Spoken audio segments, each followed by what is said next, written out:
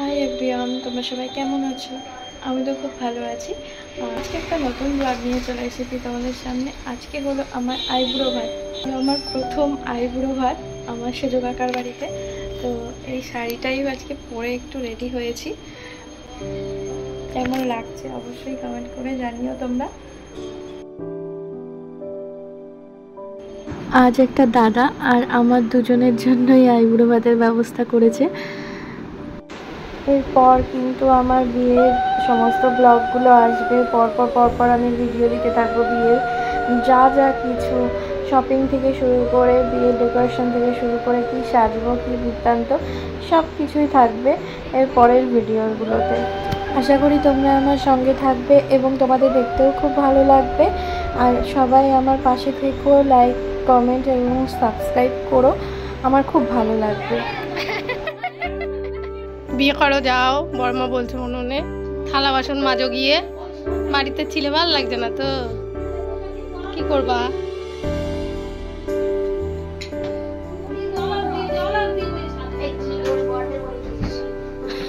বলতে হবে না, শিখেই যাবে।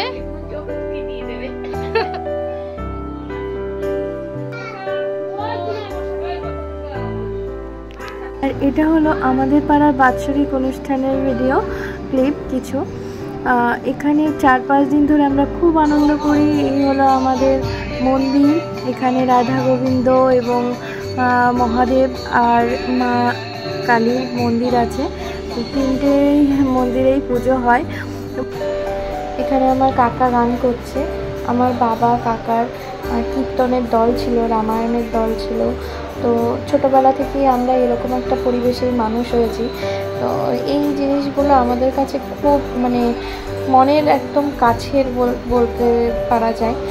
কারণ এই অনুষ্ঠানটা আমার জন্মের বহু আগের থেকেই এই অনুষ্ঠানটা, এবং আমাদের পাড়ার সবাই এই যে যেখানেই থাকুক না কেন এই অনুষ্ঠানের সময়, আমাদের এই নামযজ্ঞের সময় সবাই বাড়িতে আসবে এবং সবার বাড়িতে আত্মীয় স্বজন সবাই থাকে।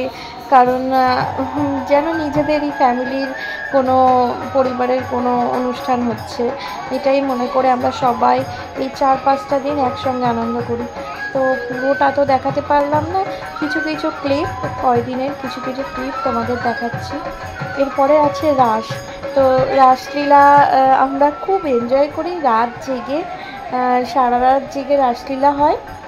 এবং তার কিছু মজার মুহূর্ত আছে, এই যে রাধাকৃষ্ণ নাচ করছে এবং তার সঙ্গে শিব। আমরা সবাই আগ্রহের চোখে বসে থাকি যে শিব ঠাকুর কখন আসবে।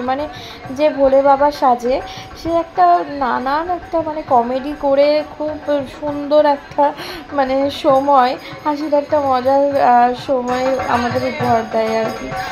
যাই হোক, দেখতে থাকো।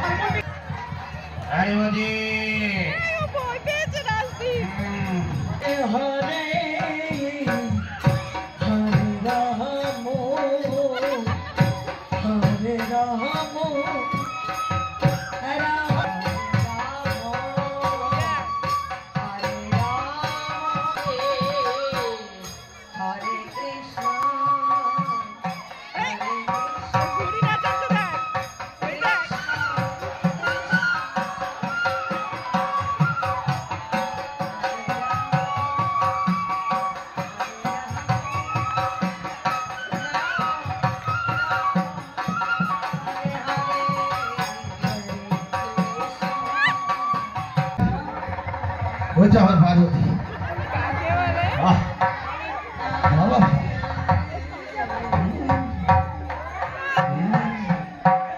পার্বতী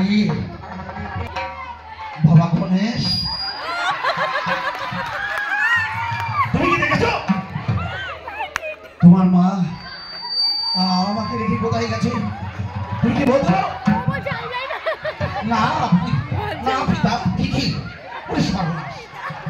কথা শুনলে বলেছে না পিতা, আমি জানি না। ওই তো আমার কন্যা লক্ষ্মী বসে আছে। আমার লক্ষ্মী মা বলতে পারে, তার মা কোথায় গিয়েছে? আমি জিজ্ঞাসা করি আমার মেয়েকে, মা মা লক্ষ্মী ভাগ করে থেকো না মা, একবার বলো লক্ষ্মী তোমার মা কোথায় গিয়েছে, শুধু একবার আমাকে বলে দাও।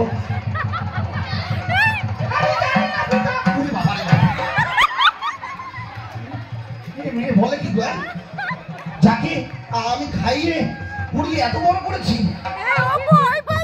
মা কোথায় গেছে বলতে পারে না।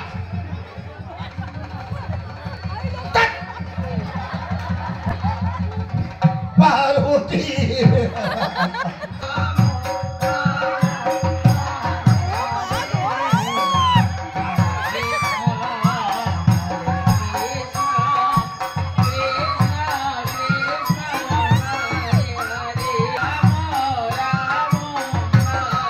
আমার মধ্যে একজন পুরুষকে ধাক্কা দিয়ে ফেলে দেয়, এসে তাহলে তুই ধাক্কা দিয়েছিস? বাবা ও হাসছে, এই দিয়েছে ধাক্কা, এই ধাক্কা দিয়ে হাসছে, মনে মনে হাসছে। এটা হলো পরের দিনের রাতের ভিডিও। মহোৎসবের দিন মহাপ্রভুর প্রসাদ আমি মাথায় করে নিয়ে যাচ্ছি। আর এখানে এই দিনে প্রচুর রাতের বেলা প্রচুর লোকের আয়োজন করা হয়, নরনারায়ণ সেবার আয়োজন করা হয়। আর এই হলো মহাপ্রসাদ, তোমরা দর্শন করো। মহাপ্রসাদ দর্শন করা খুব সৌভাগ্যের ব্যাপার, সবার ভাগ্যে জোটে না। আর এই মহাপ্রসাদ দর্শন করলে রোগ শোক অনেক কিছু দূরে যায়, পাপ মুক্ত হয়। ঠিক আছে, আর এই দেখো এখানে প্রচুর লোক ভোগ প্রসাদ সেবা করছে। এখানে খিচুড়ি হয়েছিল, আলুর দম আর পায়েস হয়েছিল। তো আমরাও বসে গেছি সবাই মিলে, পাড়ার সবাই একসাথে মজা করছি, আনন্দ করছি। কেমন লাগলো ভিডিওটা তোমরা অবশ্যই জানাবে। আর অবশ্যই পাশে থেকো, এরপরে বিয়ের সিরিজ তো আসছেই।